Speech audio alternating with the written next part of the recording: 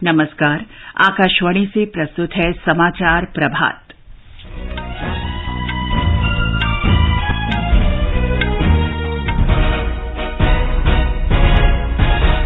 प्रधानमंत्री नरेंद्र मोदी आज सुबह बेंगलुरु में भारत ऊर्जा सप्ताह का उद्घाटन करेंगे। प्रधानमंत्री कर्नाटक के तुमकुर में एशिया की सबसे बड़ी हेलीकॉप्टर फैक्ट्री राष्ट्र को समर्पित करेंगे। यूथ 20 सहभागिता समूह की पहली बैठक आज गुवाहाटी में। त्रिपुरा में विधानसभा चुनाव के लिए प्रचार तेज। मेघालय और नागालैंड में नामांकन प्रक्रिया जारी। नेपाल में राष्ट्रीय स्वतंत्र पार्टी ने सत्तारूढ़ गठबंधन से हटने का फैसला किया। पार्टी के मंत्रियों ने सामूहिक रूप से मंत्रिमंडल से त्यागपत्र दिया। और सैफ अंडर 20 महिला फुटबॉल में ढाका में भारत बांग्लादेश का मैच ड्रॉ रहा। समाचार प्रभात के साथ मैं चंद्रिका जोशी। प्रधानमंत्री नरेंद्र मोदी आज कर्नाटक जा रहे हैं। वे दिन में करीब 11:30 बजे बेंगलुरु में इंडिया एनर्जी वीक 2023 का उद्घाटन करेंगे। 6 से 8 फरवरी तक चलने वाले भारत ऊर्जा सप्ताह का उद्देश्य भारत को एक ऊर्जा अंतरण शक्ति के रूप में प्रदर्शित करना है।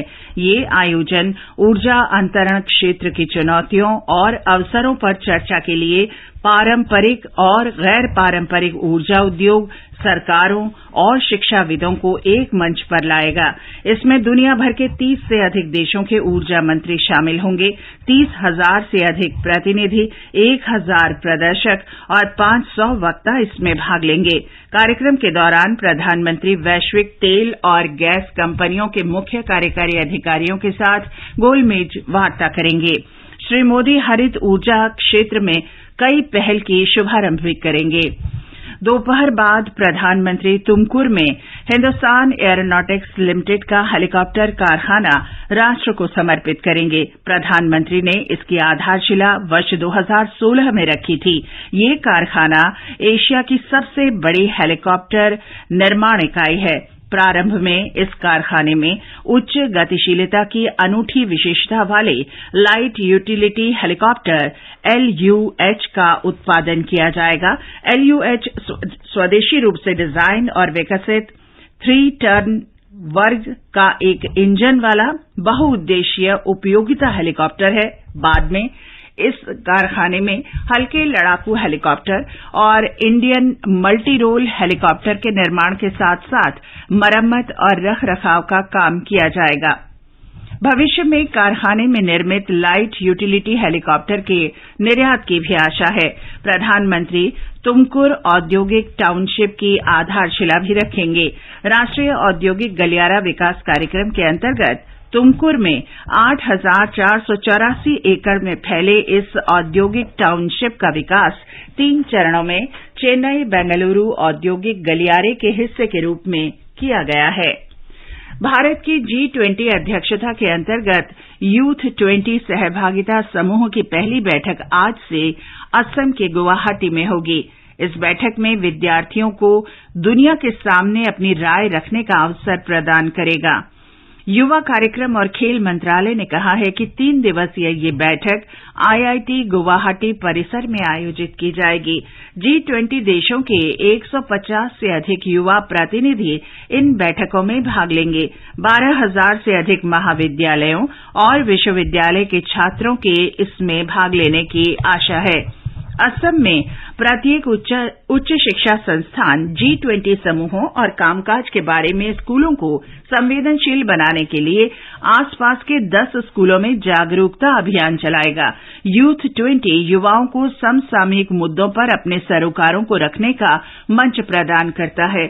युवा कार्यक्रम और खेल मंत्री अनुराग सिंह ठाकुर ने नई दिल्ली में संवाददाताओं से बातचीत में कहा था कि यूथ 20 सहभागिता समूह बेहतर भविष्य के बारे में राष्ट्र के युवाओं से परामर्श हेतु देश भर में चर्चाएं आयोजित करेगा। श्री ठाकुर ने कहा कि बैठक के दौरान भविष्य के कार्य, जलवायु परिवर्तन और स्वास्थ्य सहित 5 क्षेत्रों पर चर्चा होगी।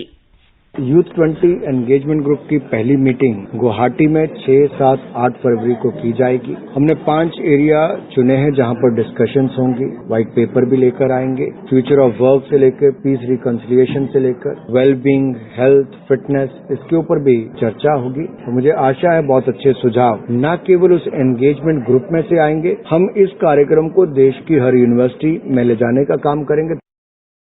विद्युत, नवीन और नवीकरणीय ऊर्जा मंत्री आरके सिंह ने G20 ऊर्जा अंतरण कार्य समूह के विमर्श को विस्तार देने पर जोर दिया है। बेंगलुरु में कल संवाददाताओं से बातचीत करते हुए केंद्रीय मंत्री ने कहा कि इस विस्तार के बिना विकासशील देशों से संबंधित मुद्दों पर प्रभावी विमर्श नहीं हो सकता। उन्होंने कहा कि विकासशील देशों में लाखों लोग आज भी ऊर्जा सुरक्षा से वंचित हैं। जब तक उन्हें किफायती दरों पर स्वच्छ ऊर्जा उपलब्ध नहीं कराई जाती, तब तक वे हरित ऊर्जा की ओर नहीं जाएंगे। श्री आरके सिंह ने भारत में ऊर्जा अंतरण के क्षेत्र में सफलताओं की चर्चा करते हुए कहा कि भारत अक्षय ऊर्जा के सबसे अधिक उपयोग वाले देशों में से एक है और स्थापित ऊर्जा क्षमता के मामले में विश्व का चौथा सबसे बड़ा देश है। केंद्रीय मंत्री ने कहा कि सौर और पवन ऊर्जा का उपयोग बढ़ने से नवीकरणीय ऊर्जा क्षेत्र को गति मिली है।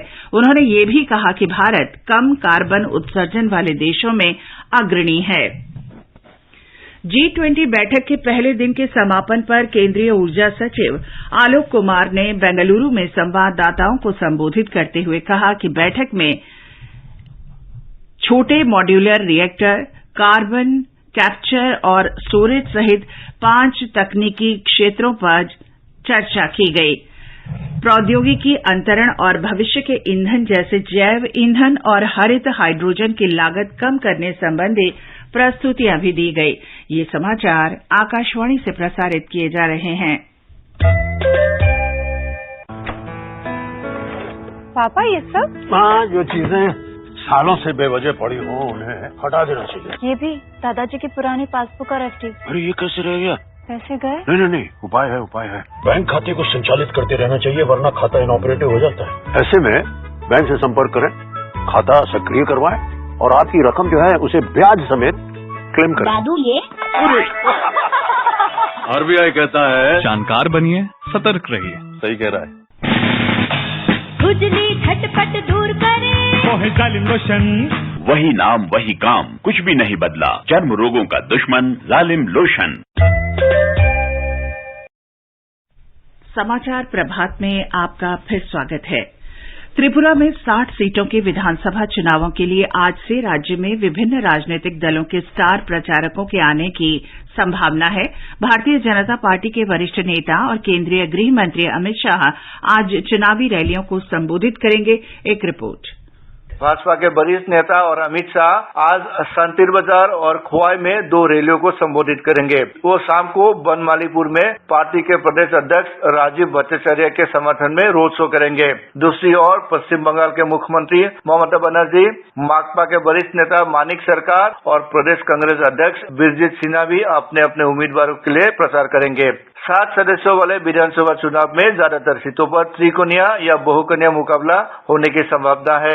सत्तारूढ़ भाजपा 55 सीटों पर चुनाव लड़ रही है, जबकि दूसरी ओर सीट बंटवारे के जरिए कांग्रेस और वाम दल एक साथ चुनाव लड़ रहे हैं। कुणाल शिंदे के साथ मैं मानस प्रतिम शर्मा, आकाशवाणी समाचार, अगरतला। उधर मेघालय में चुनाव प्रचार जोर पकड़ रहा है। राजनीतिक दल मतदाताओं से जुड़ने का हर संभव प्रयास कर रहे हैं। राज्य की 60 विधानसभा सीटों के लिए नामांकन दाखिल करने में सिर्फ 2 दिन बचे हैं। मतदान 27 फरवरी को होगा। और ब्यौरा हमारे संवाददाता से।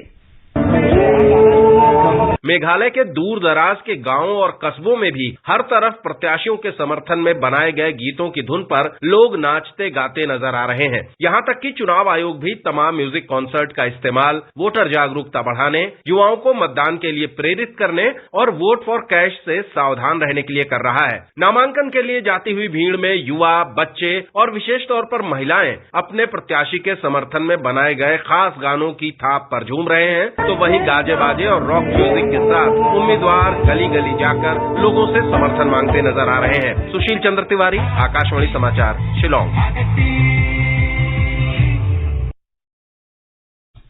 शंघाई सहयोग संगठन के शीर्ष लेखा परीक्षा संस्थानों की छठी बैठक आज से लखनऊ में शुरू हो रही है। भारत के नियंत्रक और महालेखा परीक्षक संस्थान इसकी मेजबानी करेगा। इसमें संगठन के 8 सदस्य देशों के शिष्टमंडल के साथ ही भारत, कजाकिस्तान, ताजिकिस्तान, किर्गिस्तान और उज्बेकिस्तान के लेखा परीक्षा प्रमुख भाग लेंगे। उत्तर प्रदेश की राज्यपाल आनंदीबेन पटेल बैठक का उद्घाटन करेंगी। पुष्प कमल दहल प्रचंड के नेतृत्व वाली नवगठित सरकार ने नेपाल की राष्ट्रीय स्वतंत्रता पार्टी ने अलग होने का निर्णय लिया है। नेपाल के सत्तारूढ़ गठबंधन में मनमुटाव बढ़ने के कारण आरएसपी के मंत्री सामूहिक रूप से अपने पद से त्यागपत्र दे रहे हैं। इस पार्टी के नेताओं की हुई एक बैठक के बाद आरएसपी के अध्यक्ष रवि लमिछाने ने कल इस निर्णय की घोषणा की। न्यायालय ने श्री लमिछाने की नागरिकता को अमान्य घोषित कर दिया है। न्यायालय द्वारा फैसला सुनाने के समय श्री लमिछाने उप प्रधानमंत्री और गृह मंत्री भी थे। पद से हटाए जाने के बाद श्री लमिछाने ने अपनी बहाली के लिए प्रधानमंत्री प्रचंड के साथ कई बैठकें की और मांग पूरी न होने की स्थिति में पार्टी से बाहर निकलने की धमकी भी दी। सैन्य उद्देश्यों के लिए सेमीकंडक्टर प्रौद्योगिकी के उपयोग को नियंत्रित करने के लिए जापान द्वारा निर्यात नियमों को लागू करने की संभावना है।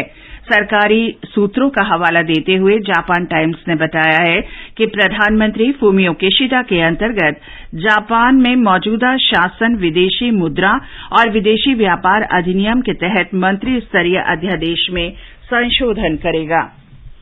आकाशवाणी का समाचार सेवा प्रभाग अपने फोन इन कार्यक्रम पब्लिक स्पीक में हिंदी और अंग्रेजी में आज रात 9:30 बजे राष्ट्रीय स्वास्थ्य प्राधिकरण के अतिरिक्त मुख्य कार्यकारी अधिकारी डॉक्टर बसंत गर्ग के साथ एक परिचर्चा आयोजित करेगा। श्रोता डिजिटल स्वास्थ्य रखरखाव, आयुष्मान भारत स्वास्थ्य रिकॉर्ड से संबंधित मुद्दों पर प्रश्न पूछ सकते हैं। हमारी टेलीफोन नंबर है 01123717106 और 23314444।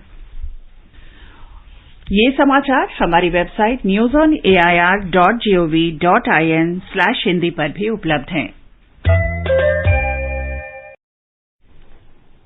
और अब आज के समाचार पत्रों की सुर्खियों के साथ हैं कनकलता। धन्यवाद चंद्रिका। जनसत्ता और हिंदुस्तान की बड़ी सुर्खी है, पीएम ने कहा युवा पीढ़ी के लिए कुछ भी असंभव नहीं। आज का युवा सिर्फ एक क्षेत्र तक सीमित नहीं रहना चाहता। खिलाड़ियों को सलाह, फिट होंगे तो सुपरहिट होंगे। उच्चतम न्यायालय ने आज 5 न्यायाधीशों के शपथ लेने की खबर अखबारों के मुखपृष्ठ पर दी है। हरिभूमि लिखता है शीर्ष अदालत में नए जजों की नियुक्ति के बाद कुल संख्या 32 हो जाएगी। सीबीडीटी के इस निर्देश को भी कई अखबारों ने पहले पन्ने पर दिया है कि 31 मार्च तक पैन को आधार से जोड़ लें, अन्यथा कारोबार और कर्ज संबंधी कोई भी लाभ नहीं मिलेगा। जनसत्ता ने पहले पन्ने पर खबर दी है ब्याज दर में वृद्धि की गति धीमी करेगा रिजर्व बैंक। हिंदुस्तान और कई अन्य अखबारों ने लिखा है केंद्र सरकार द्वारा चीन के सट्टेबाजी और कर्ज वाले 232 ऐप प्रतिबंधित किए गए। पत्र ने इसे बड़ी कार्रवाई बताया है। देशबंधु ने इसे भारत का डिजिटल स्ट्राइक बताया है। नव भारत टाइम्स का कहना है चीन से लिंक कर्जदार बनाने वाले ऐप बैन, गृह मंत्रालय के निर्देश पर एक्शन। चीन के जासूसी गुब्बारे को अमेरिका द्वारा मिसाइल से गिराने की खबर दैनिक जागरण, राष्ट्रीय सहारा और पंजाब केसरी ने सचित्र पहले पन्ने पर दी है। अमर उजाला की खबर है विदेशी धरती पर युद्धाभ्यास करने वाली पहली भारतीय महिला स्क्वाड्रन लीडर अवनी चतुर्वेदी इतिहास रच स्वदेश लौटी, युवाओं को सलाह वायुसेना को बनाए करियर। दैनिक जागरण ने मौसम संबंधी कई आंकड़ों को देते हुए लिखा है दिल्ली में वर्षा ही नहीं प्रदूषण का भी बदला ट्रेंड, 2022 में सर्दी रही साफ, गर्मी प्रदूषित होगी। और अंत में मुख्य समाचार एक बार फिर। प्रधानमंत्री नरेंद्र मोदी आज सुबह बेंगलुरु में भारत ऊर्जा सप्ताह का उद्घाटन करेंगे। प्रधानमंत्री कर्नाटक के तुमकुर में एशिया की सबसे बड़ी हेलीकॉप्टर फैक्ट्री राष्ट्र को समर्पित करेंगे। यूथ 20 सहभागिता समूह की पहली बैठक आज से गुवाहाटी में। त्रिपुरा में विधानसभा चुनाव के लिए प्रचार तेज। मेघालय और नागालैंड में नामांकन प्रक्रिया जारी। नेपाल में राष्ट्रीय स्वतंत्र पार्टी ने सत्तारूढ़ गठबंधन से हटने का फैसला किया। पार्टी के मंत्रियों ने सामूहिक रूप से मंत्रिमंडल से त्यागपत्र दिया। इसके साथ ही समाचार प्रभात का ये अंक समाप्त हुआ। नमस्कार।